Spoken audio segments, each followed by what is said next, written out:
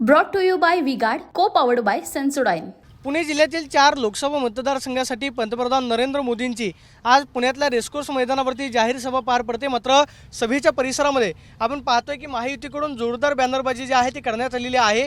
या बॅनरवरती 4ही उमेदवारांचे फोटो आहेत, 4ही उमेदवारांची निशाणी आपल्याला पाहायला मिळते, ज्याच्यामध्ये मुख्यमंत्री एकनाथ शिंदे, उपमुख्यमंत्री देवेंद्र फडणवीस, उपमुख्यमंत्री अजितदादा पवार यांचे फोटो जे आहेत ते आपल्याला बॅनरवरती पाहायला मिळतात। सगळ्यात महत्त्वाचं म्हणजे पंतप्रधान नरेंद्र मोदी हे 4 उमेदवारांसाठी सभा घेत आहेत, ज्याच्यामध्ये शिरूर, बारामती, मावळ, पुणे या मतदारसंघाचा समावेश आहे।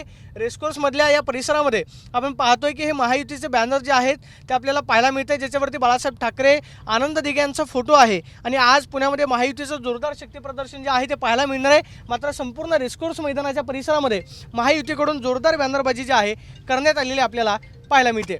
कॅमेरा पर्सन तुषार ननावरेसोबत Pradeep Kapse, TV9 Marathi, Pune. Brought to you by Vigard, co-powered by Sensodyne.